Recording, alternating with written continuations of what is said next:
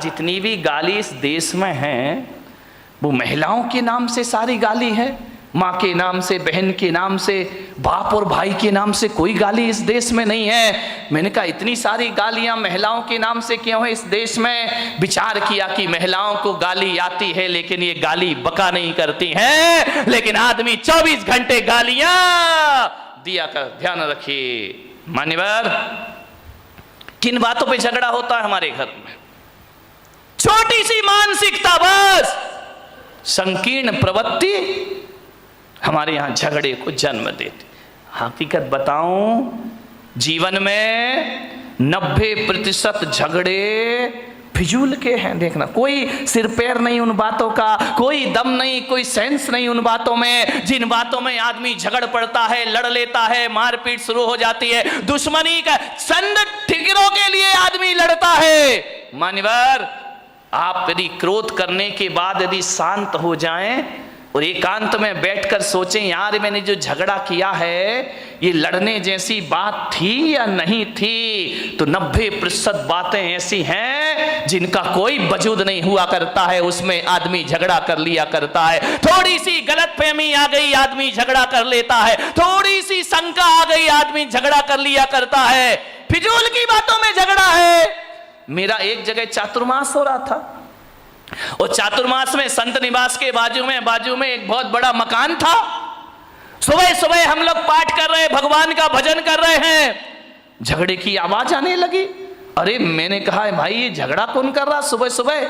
मेरे साथ लड़के थे, मैंने कहा जरा देखो किसी ने टीवी चालू कर दिया है क्या? बोले महाराज झांक करके देखा तो बोले टीवी नहीं है, ये तो लाइव चल रहा है। मैंने कहा मतलब क्या है? बोले डायरेक्ट झगड़ा हो रहा है। मैं गया, मैंने खिड़की से झांका, दो पति पत्नी आपस में लड़ रहे, इतना लड़ रहे हैं कि लड़ते लड़ते कमरे से बाहर निकल आए, आंगन में आ गए। एक के हाथ में बेलन है, एक के हाथ में कौन बोला चिमटा है। चले ऐसे तुम लोग तैयार रहते हो बोलने के लिए। दोनों लड़ते झगड़ते बाहर आ गए, झगड़ा हो रहा। मैंने कहा इधर आओ। अरे बोले महाराज, मुझे देखा, झगड़े में थोड़ा सा ब्रेक लग गया। अरे बोले महाराज देख रहे हैं। मैंने कहा इधर आओ, ये सुबह सुबह भगवान के भजन करने का टाइम है, प्रभु के स्मरण करने का टाइम है, वो तुम सुबह सुबह पति पत्नी आपस में झगड़ा कर रहे, कोई तरीका है जिंदगी जीने का? अरे बोले महाराज हो गया, झगड़ा हो गया। मैंने कहा किस बात का झगड़ा है मुझे बताओ, मैं फैसला करूं। बोले महाराज फैसले वाले का कोई बात ही नहीं है। तो मैंने कहा लड़काए को रहे हो? बोले महाराज जब पूछ रहे हो तो हम बताते हैं, झगड़ा हमारा 12 बजे रात से चल रहा है। अरे मैंने कहा कमाल कर दिया, पति पत्नी दोनों हैं, 12 बजे रात से झगड़ा चल रहा है। मैंने कहा किस बात का झगड़ा चल रहा है? बोले कुछ नहीं महाराज, आज नींद नहीं आ रही थी हम दोनों को। तो बोले क्या करे? बोले टीवी भी नहीं चल रही, लाइट भी नहीं थी। तो मैंने कहा क्या किया तुमने? बोले बस लेटा लेटा मेरे मुंह से इतना निकल गया कि मैं अपने बेटे को डॉक्टर बनाऊंगा। पत्नी ने सुना, खबरदार तुम्हारा बेटा डॉक्टर नहीं बनेगा, तुम्हारा बेटा इंजीनियर बनेगा। तो मैंने कहा यार तू इतना क्यों बोलती, जब मैंने कह दिया मेरा बेटा डॉक्टर बनेगा। पत्नी ने कहा कोई तुम्हारा अकेला हक नहीं है, मेरा भी हक है, मेरा बेटा इंजीनियर। अब फिजूल की बात है, इस पे झगड़ा बढ़ गया। बोले देखता हूं कैसे डॉक्टर बनाएगा। बोले मैं भी देखती हूं कैसे इंजीनियर बनाएगा। झगड़ा बढ़ते जा रहा। बोले बढ़ते बढ़ते हाथापाई पर आ गए हम लोग कि डॉक्टर ही बनेगा, इंजीनियर ही बनेगा। इतना झगड़ा, बोले सवेरे के 4 बज गए लड़ते लड़ते। बोले देख तू ज्यादा बातें मत किया कर मेरे से, जब मैंने बोल दिया कि मेरा बेटा डॉक्टर बनेगा तो बनेगा। पत्नी ने कहा मैंने बोल दिया मेरा बेटा इंजीनियर बनेगा तो बनेगा। रात भर झगड़े। मैंने कहा एक बात बताओ, तुम दोनों आपस में लड़ रहे हो, झगड़ रहे हो, एक बार बच्चे की मर्जी भी पूछ लो कि तुझे क्या बनना है। बच्चे से पूछना ही नहीं है, दोनों लड़े जा रहे हैं, ये बिना सिर पैर के झगड़े। मैंने कहा बच्चे को बुलाओ बच्चे को, उससे पूछो कि तुझे क्या बनना है। पति ने पत्नी को देखा, पत्नी ने पति को देखा। अरे मैंने कहा बच्चे को बुला के लाओ ना। बोले बच्चा तो अभी पैदा ही नहीं हुआ है। तेरे की आदमी, बच्चा यदि पैदा हुआ तो डॉक्टर बनाएंगे। फिजूल की बातों का झगड़ा है, ये कोई झगड़ने की बात है?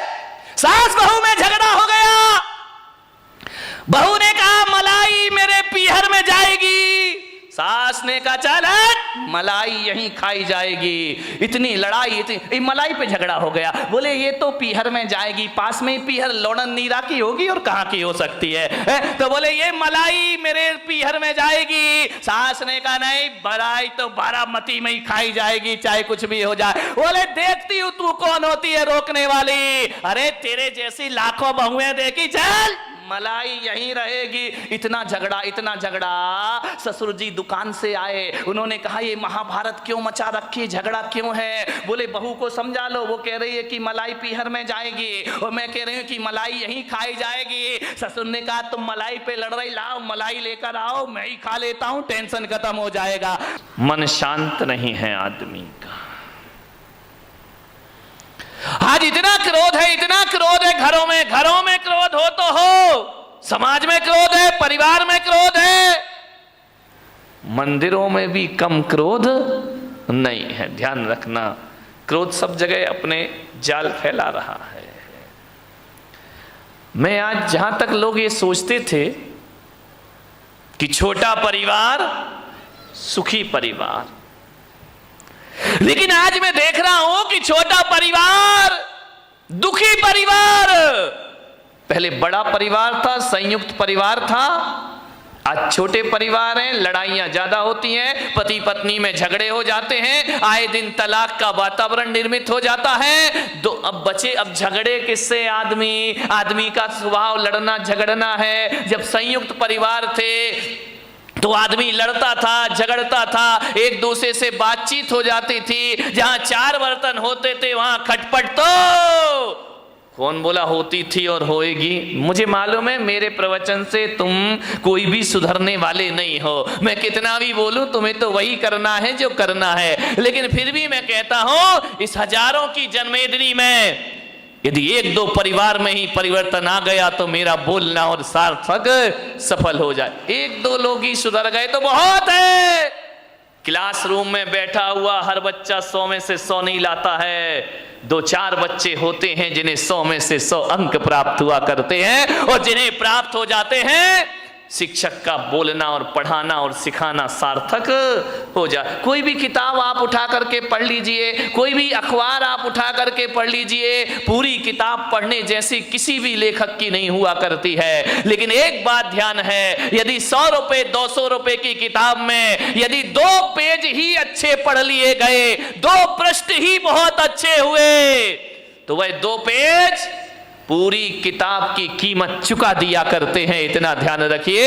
बस 2 पेज अच्छी बातें पूरे प्रवचन में घंटे भर में 1-2 बातें अच्छी हुआ करती हैं, बाकी तो बातों की बारात हुआ करती है। ध्यान, 1-2 बात ही जीवन को बदल दे तो मेरा बोलना और तुम्हारा सुनना सफल हो जाता है। हर जगह क्रोध है, आज क्रोध ज्यादा है। परिवार छोटे हैं, क्रोध बढ़ रहे हैं। पहले क्रोध होता था 10, 15, 20 लोग, 50 लोग एक घर में रहा करते थे, और जब एक घर में रहते थे तो एक को क्रोध आता था, दूसरा संभाल लिया करता था, एक पे गुस्सा निकलता था, दूसरा उसे शांत कर दिया करता था। यदि बुजुर्गों ने किसी को डांट दिया तो मम्मी उसे पुचकार लिया करती थी, मम्मी ने डांट दिया तो चाची पुचकार लिया करती थी, चाची ने डांट दिया बुआ उसे सीने से लगा लिया करती थी। मत रो, चलता है, कोई बात नहीं है। क्रोध बट जाता था। अब तो हम 2 और हमारे नहीं, वो 2 भी नाम के ही हैं, एक पूना में पढ़ रहा तो एक बंबई में पढ़ रहा है। हम 2 और हमारा कोई नहीं है। ध्यान रहे, पति पत्नी रहते हैं। अब गुस्सा कहां निकले मेरे भाई? कौन गुस्सा निकल आया तो संभालेगा कौन?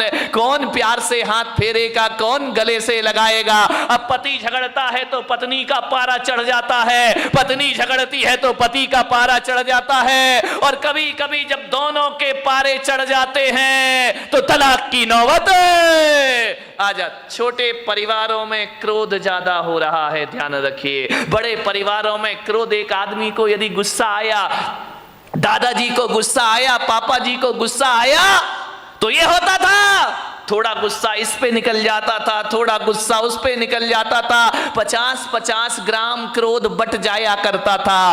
अब जो क्रोध आता है वो तो पूरे थोक के भाव में क्रोध आता है, पूरा क्रोध एक पर ही बरस जाता है। ध्यान रहे, बड़ी दिक्कतें हो गई हैं।